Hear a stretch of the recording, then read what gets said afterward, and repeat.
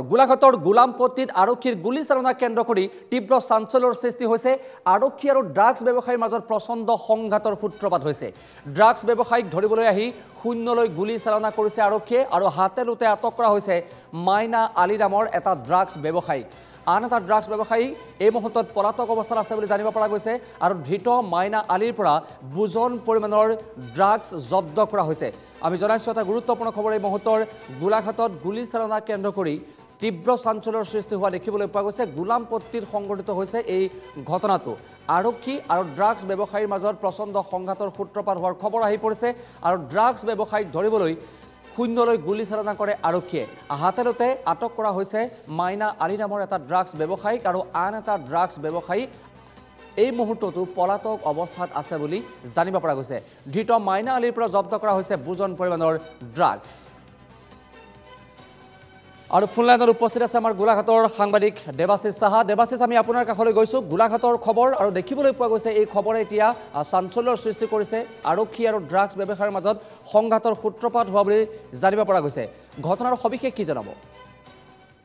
চাওক বিশ্বজ্যোতি, আমি যদি চাওঁ যে গোলাঘাট জিলাখনৰ বিভিন্ন প্ৰান্তত এতিয়া ড্ৰাগছ শিপাইছে। মূল কৰিডৰ যি মণিপুৰৰ মৰিৰ পৰা হৈ নাগালেণ্ডৰ ডিমাপুৰ হৈ বোকাজান হৈ প্ৰকৃততে গোলাঘাটত প্ৰৱেশ কৰে এই ড্ৰাগছসমূহ আৰু মূল কৰিডৰ ৰূপে পৰিগণিত হোৱা অসমৰ গোলাঘাট জিলা আৰু বোকাজানক কেন্দ্ৰ কৰি এতিয়া চৌদিশে কেৱল ড্ৰাগছৰ এটা পয়োভৰ ঘটিছে। আৰক্ষীয়ে যদিও বা দৈনিক এনেধৰণৰ ড্ৰাগছৰ বিৰুদ্ধে অভিযান অব্যাহত ৰাখিছে, কিন্তু যিসমূহ মূল ব্যৱসায়ী সেইসমূহ কোনো সময়ত যেন সাৰি যায় তেনে এটা প্ৰশ্ন প্ৰকৃততে হয়। আজিও তেনে এক ঘটনা সংঘটিত হ'ল গোলাঘাটৰ জানপাৰত।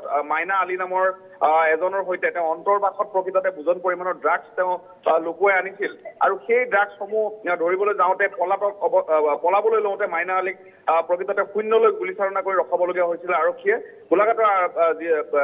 গোলাঘাট আৰক্ষী থানাৰ ভাৰপ্ৰাপ্ত বিষয়া আৰু এটা দলে প্ৰকৃততে এই অভিযান চলাইছিল আৰু ৰমজান আলীৰ পুত্ৰ জানপাৰৰ নিবাসী মাইনা আলীক প্ৰকৃততে অন্তৰ্বাসত ড্ৰাগছ লুকুৱাই নিয়া অৱস্থাত আৰক্ষীয়ে হাতেলোতে গ্ৰেপ্তাৰ কৰিবলৈ সক্ষম হৈছে। আৰু এজন ব্যৱসায়ীৰ নাম এতিয়ালৈকে মুকলি কৰা নাই। সেই ব্যৱসায়ীজন বৰ্তমান পলাতক হৈ আছে, যদিও বা ব্যৱসায়ীজনক বিচাৰি এই মুহূৰ্তত আৰক্ষী অভিযান অব্যাহত ৰাখিছে। সেই ব্যৱসায়ীগৰাকী কেতিয়া কৰায়ত্ব হ'ব তাৰ কোনো প্ৰকৃত তথ্য বৰ্তমানলৈকে নাই বা আৰক্ষীয়ে কেনেধৰণে সেই অভিযান চলাইছে তাৰ কোনো ধৰণৰ তথ্য নাই।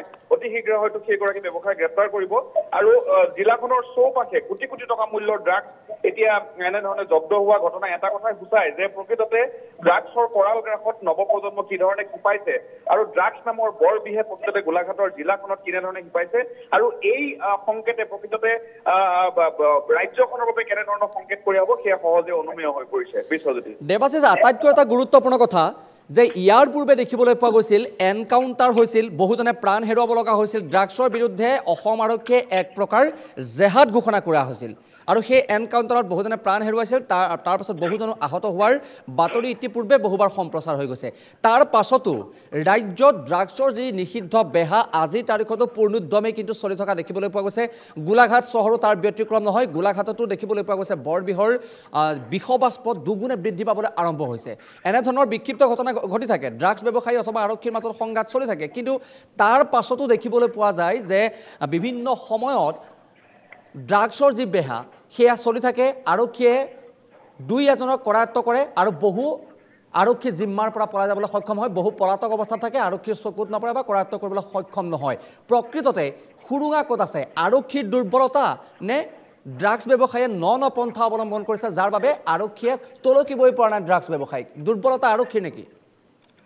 চাওক বিশ্বজ্যোতি, ইয়াত দুটা দিশ আছে যে স্মাৰ্ট আৰক্ষী আৰু কিছু কিছু ক্ষেত্ৰত স্মাৰ্ট হবলৈ এতিয়াও যেন বাকী ৰৈছে। এনেধৰণৰ এটা কথাও ৰাইজে বহুবাৰ অভিযোগ উত্থাপন নকৰা নহয় আৰু বিভিন্ন সময়ত এনেধৰণৰ ড্ৰাগছ ব্যৱসায়ী কৰায়ত্ব কৰিছে যদিও এজনক ধৰিবলৈ গৈ বাকী দুজন পলাতক হৈছে নেকি তাৰ প্ৰতিও চকু ৰখাৰ প্ৰয়োজন আছে।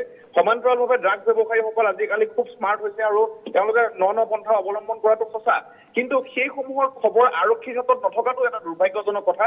আৰু আৰক্ষীয়ে বিভিন্ন প্ৰান্তত এটা দুটা অভিযান চলাই কেৱল চমক সৃষ্টি কৰিলে নহ'ব, প্ৰকৃততে শিপাই থকা এই বৰবিহক গুৰিৰ পৰা নষ্ট কৰিব লাগিব আৰু মূল কৰিডৰত প্ৰকৃততে এনেধৰণৰ নাকা বৃদ্ধি কৰিব লাগিব। যদিও বা পূৰ্বতকৈ এতিয়া অভিযান অধিক তীব্ৰতৰ হৈছে আৰু অধিক এনেধৰণৰ ড্ৰাগছ ব্যৱসায়ী জালত পৰিছে, হাতত পৰিছে, সেয়া খুব এটা প্ৰশংসনীয় দিশ। অসম আৰক্ষীক আমি প্ৰশংসা কৰিবই লাগিব, কিন্তু স্মাৰ্ট আৰক্ষীৰ ক'ৰবাত যেন সুৰুঙা ৰৈ গৈছে। এই সুৰুঙাসমূহ বিচাৰি উলিয়াই প্ৰকৃততে গুৰিৰ পৰা ড্ৰাগছ নষ্ট নকৰিলে সমাজখন কিন্তু বিপথে পৰিচালিত হৈ থাকিব, এয়া এক প্ৰকাৰ স্পষ্ট। বিশ্বজ্যোতি, ধন্যবাদ দেৱাশিষ, আপুনি সবিশেষ জনোৱাৰ বাবে।